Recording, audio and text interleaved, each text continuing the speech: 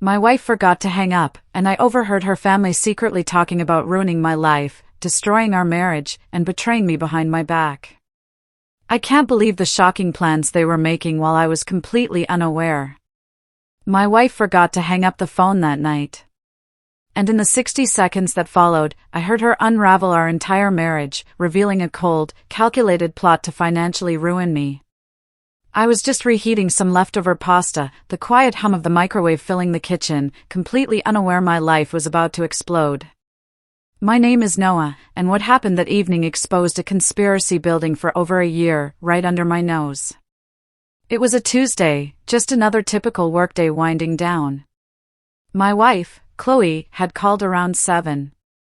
Her voice was warm, familiar, talking about dinner plans, asking if I'd picked up her prescription. We chatted for maybe 15 minutes, the kind of routine conversation married couples have all the time. She mentioned heading to her parents' place in Sacramento to help her mom, probably staying for dinner, and said she'd call me later. I remember her exact words because they'd haunt me for weeks. "I'm pulling up to mom and dad's now. Going to catch up. I'll call you back in a bit. Love you." Then the line went quiet.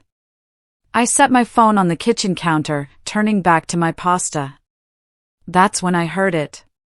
Faint background noise still coming from my phone. At first, I figured it was just the call disconnecting slowly, that little lag before it fully ends. But then, distinct laughter cut through, and a cold dread washed over me. The call was still connected. Chloe hadn't hung up. My hand froze, halfway to the microwave. I picked up the phone, slowly, pressing it to my ear.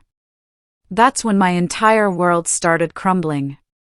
Her voice came through, crystal clear, but it was different now. Animated, excited, a way I hadn't heard in months. She started talking about how good it felt to finally discuss this openly with them. And then her sister, Sarah, cut straight to the point. "So, when are you actually going to leave him?" My stomach dropped.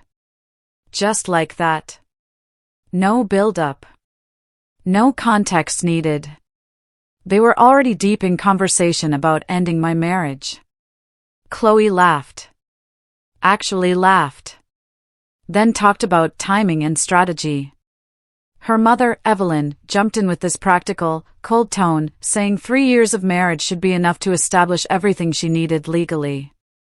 I stood in my kitchen, pasta forgotten, phone pressed so hard against my ear it hurt.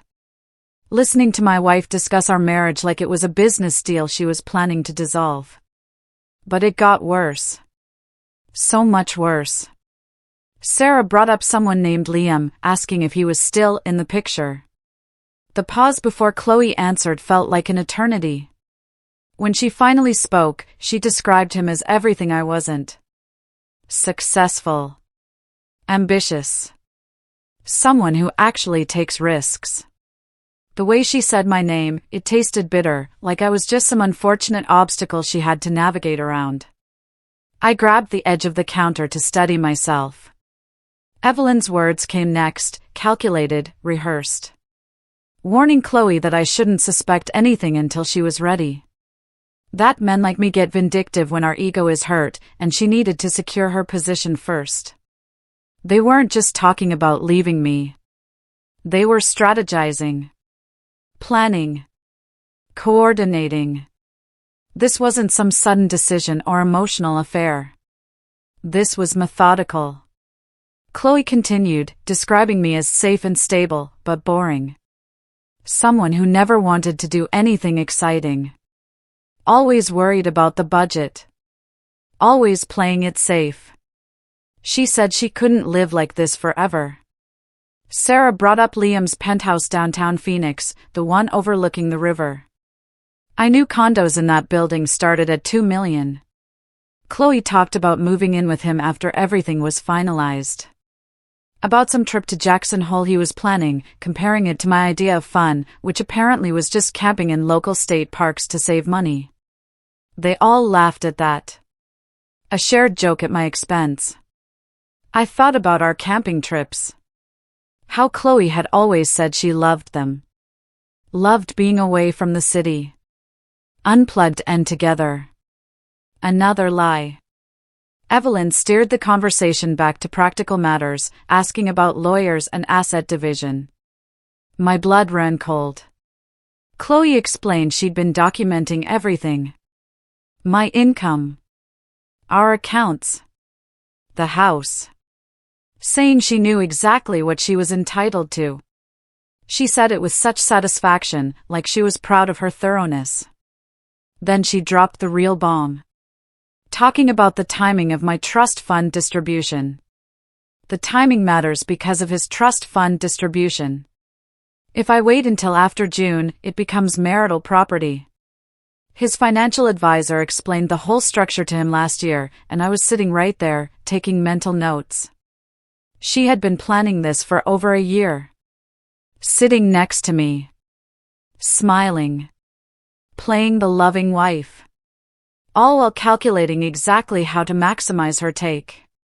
As she walked away, Evelyn asked about proof of the affair, worried it might hurt Chloe in court. Chloe's response was quick, confident. Explaining how she and Liam had been careful. No texts. No emails. Nothing traceable. They only met at his friend Justin's lake house near Lake Tahoe. A place I didn't even know existed, as far as anyone could prove. She was just a wife who grew apart from her husband, she chirped.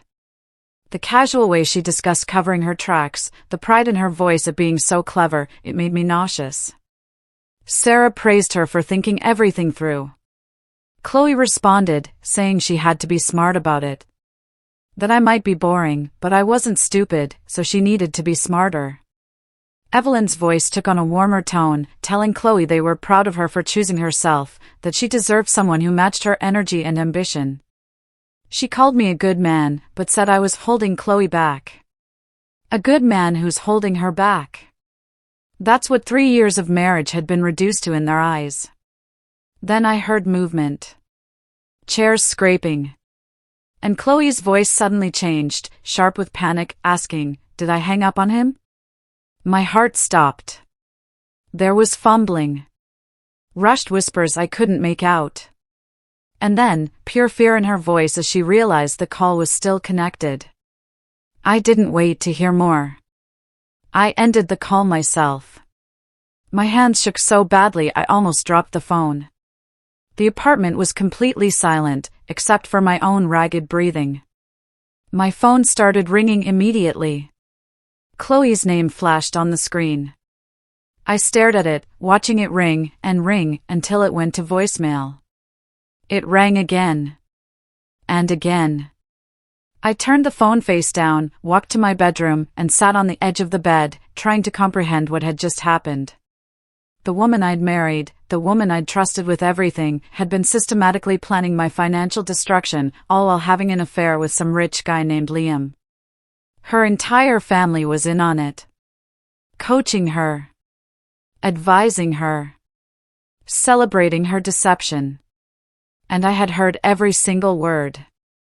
My phone didn't stop ringing for 3 hours straight. Chloe called 47 times that night.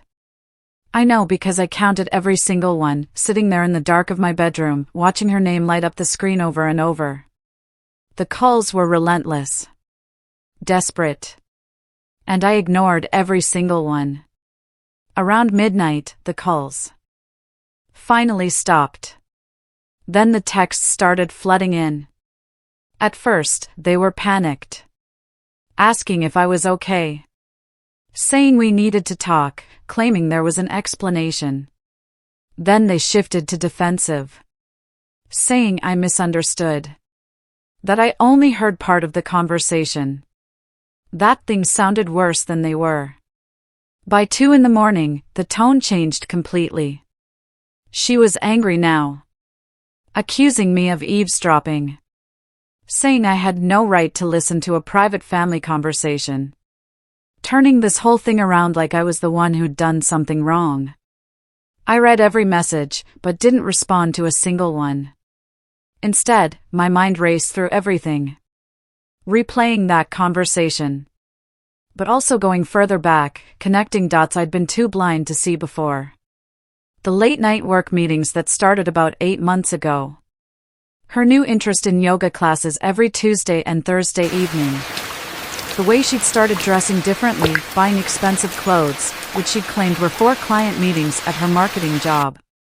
Her sudden fascination with cryptocurrency and investment strategies, subjects she'd never cared about before. The questions about my finances that I'd thought were just her being interested in our future together. She'd ask about my trust funds so casually, like she was just curious, wanting to understand how it worked. I'd explained everything to her, because that's what married couples do. They share information. They plan together. I told her about the structure my grandfather had set up, about the distributions, about the timeline. And she'd sat there, nodding, asking follow-up questions, playing the supportive wife, all while taking mental notes on exactly how to maximize her take. I thought about that financial advisor meeting last June, where she'd come along, saying she wanted to be more involved in our financial planning. I'd been so happy she was taking an interest. Now I realized she'd been gathering intelligence. The sun came up. I hadn't slept at all. I made coffee and did something I should have done months ago. I started going through our shared credit card statements. The charges were there, hidden in plain sight, because I trusted her. Restaurants and neighborhoods she never mentioned visiting. Hotel charges on nights she said she was at work conferences. A jewelry purchase for $2,000 that I'd never seen her wear. Gas station charges near an address 2 hours outside Seattle. I pulled up property records online and found it. A lake house registered to someone named Justin. And a quick social media search showed me Justin was Liam's college roommate. Everything was falling into place, like a nightmare puzzle. I called my bank, requesting detailed statements for the past year.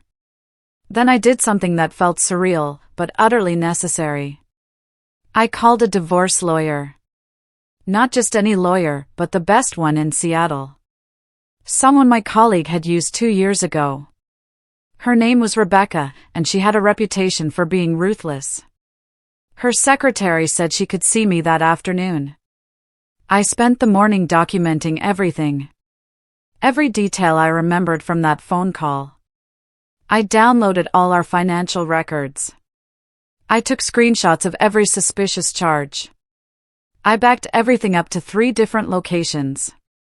At one point, Chloe tried to come home. I heard her key in the lock around 9 in the morning, but I'd already changed the deadbolt. She knocked. Pounded. Then started crying through the door, begging me to let her explain. I stood on the other side in complete silence until she finally left. Meeting Rebecca was like talking to someone who'd seen this exact scenario play out 1,000 times. She barely reacted as I explained everything, just taking notes and asking pointed questions. When I finished, she leaned back and asked the critical question, how much of my assets were actually vulnerable in a divorce. That's when I explained the full structure of my inheritance. My grandfather hadn't just set up a trust fund. He'd created an ironclad asset protection trust that distributed funds to me, but the principal remained protected. The house Chloe and I lived in? I bought it before we got married with trust money, and it was titled in the trust's name, not mine personally. My investment accounts? Same thing. Structured through the trust. Rebecca actually smiled. The first time I'd seen any emotion from her. She explained that while Chloe had been planning to take me for everything, she'd fundamentally misunderstood what was actually available. The only marital assets were my salary from the past 3 years and our joint checking account, which had maybe $30,000 in it. Everything else was protected. Untouchable. Secured long before Chloe had ever entered the picture. My grandfather had been a corporate attorney himself. He'd seen plenty of messy divorces, and he'd made sure his grandchildren would never be vulnerable to exactly what Chloe was attempting. Rebecca asked if I had proof of the affair. I told her about the phone call. Most phones automatically save call logs, and some even save recordings if you have certain apps. I checked mine, and there it was. The entire conversation automatically backed up to my cloud storage. Rebecca's expression shifted from professional to something almost predatory. She explained that in our state, fault still mattered in divorce proceedings.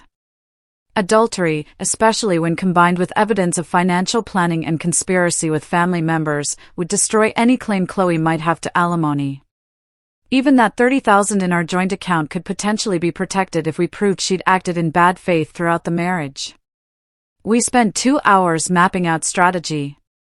Rebecca would file for divorce immediately, before Chloe had a chance to make her move.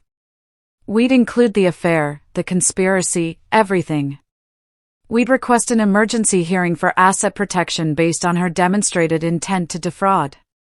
Rebecca said she'd have the papers drawn up by the end of business the next day. I left her office feeling something I hadn't felt since that phone call, a sense of control. When I got home, there were 20 more missed calls from Chloe. But also calls from Evelyn and Sarah. Her family was mobilizing, trying to control the damage. I blocked all their numbers. That evening, I did something therapeutic. I went through the apartment and removed every photo of Chloe. Every gift she'd given me. Every reminder of what I'd thought our marriage was. I packed it all into boxes and left them by the door. 3 years of my life, reduced to 4 cardboard boxes. My phone rang from an unknown number. I almost didn't answer, but something made me pick up. It was Chloe, calling from someone else's phone. Her voice was smaller now, scared, begging to talk like adults, saying I couldn't just shut her out. I'd stayed silent for 2 days, but now I spoke, my voice calm and cold, telling her I'd heard everything. Every single word she'd said to her family. There was silence on the other end. Then her voice cracked, claiming it wasn't what it sounded like, that she was just venting, didn't mean any of it. I pointed out she'd laid out a timeline. Discussed asset division. Talked about her boyfriend's penthouse. She started crying, really sobbing now, saying she'd made a mistake, was confused, that her family was putting pressure on her. That Liam didn't mean anything. But I was done listening to lies. You said I was boring, safe, someone you couldn't live with forever. You know what, Chloe? You were right. You can't live with me. Not anymore. I hung up. Blocked that number, too. The papers would be served the next day. My lawyer was ready. My assets were protected. And for the first time since that phone call, I felt like I could finally breathe again. The process server delivered the divorce papers to Chloe at her office on a Friday afternoon. Rebecca called me 20 minutes later to confirm it was done. Then my phone exploded with messages from blocked numbers. Angry voicemails from Evelyn. Frantic texts from Sarah using different phones. And one particularly unhinged message from Chloe's father, who I'd barely spoken to in 3 years, suddenly very concerned about his daughter's well-being. I didn't respond to any of them. The silence was my weapon now. And I was learning to use it effectively. What I hadn't expected was how quickly Chloe's confidence would crumble once she realized I wasn't going to be the safe, predictable Noah she'd been counting on. Her first move was playing victim on social media. Posting vague messages about betrayal and heartbreak, carefully worded to make it seem like I was the one who'd done something wrong. Her friends flooded the comments with support, telling her she deserved better, that she was strong and would get through this. I watched it all from my account without reacting, knowing the truth would come out soon enough. Her second move was more calculated. She hired a lawyer, some aggressive guy named Marcus, who had a reputation for taking vindictive spouses to the cleaners. Rebecca actually laughed when she found out who Chloe had chosen.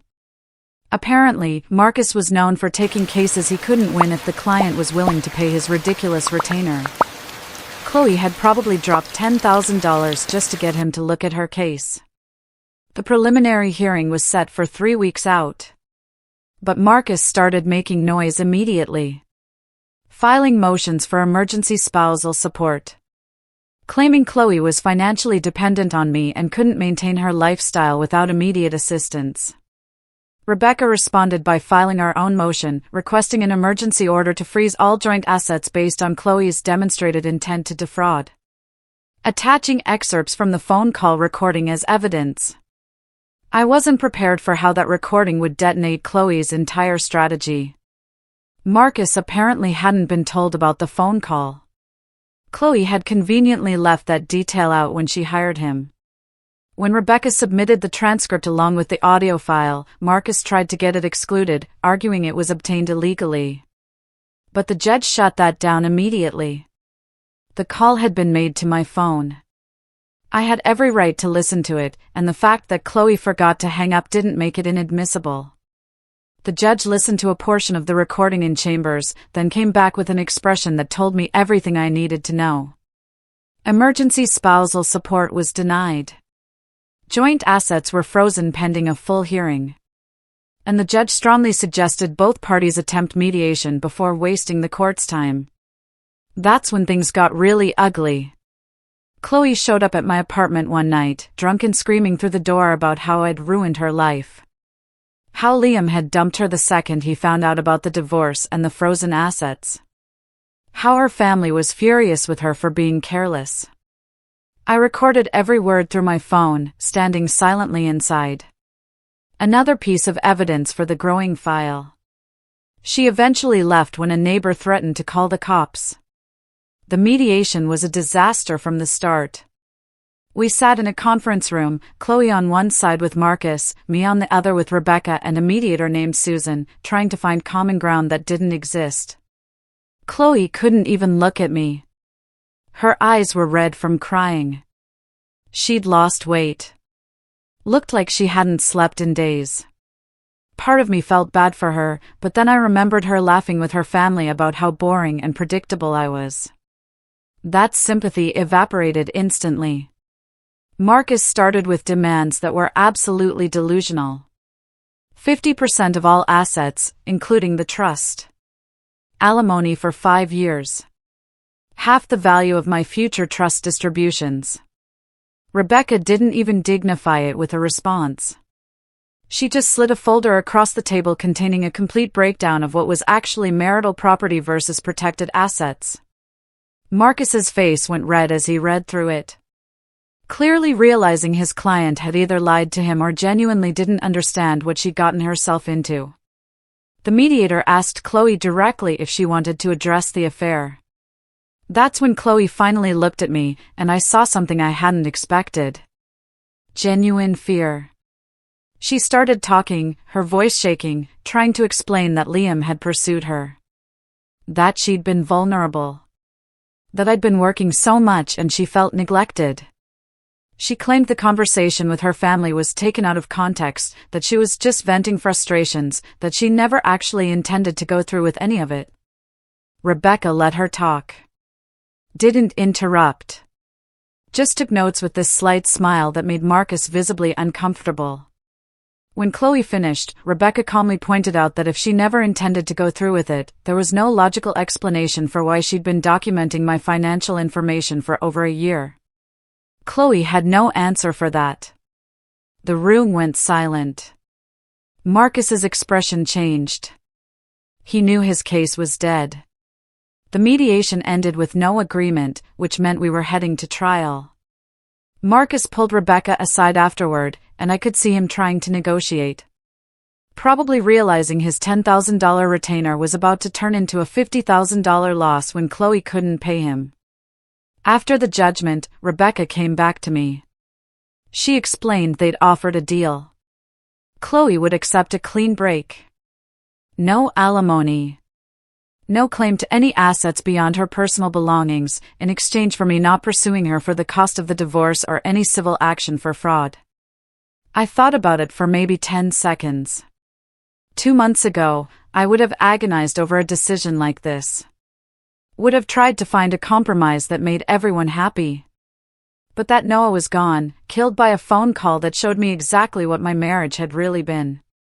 I told Rebecca to accept the deal. Not because I felt generous, but because I wanted this finished. I wanted Chloe out of my life completely. No ongoing legal battles. No future contact. Nothing.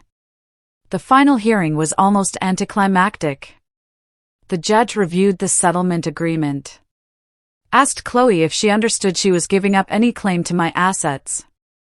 Asked me if I agreed to the terms. We both said yes, without looking at each other. The judge signed the order, and just like that, 3 years of marriage were dissolved.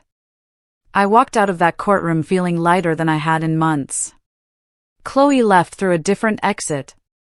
I saw her in the parking lot, getting into Evelyn's car, probably going back to her parents' place in Sacramento since she'd moved out of our apartment weeks earlier. I never saw her again after that day. I heard through mutual friends that she'd moved to a different city about 6 months later, trying to start over somewhere fresh. Liam had apparently moved on immediately, already dating someone new before the divorce was even final. Chloe's social media went dark. No more posts about her fabulous life. No more carefully curated photos.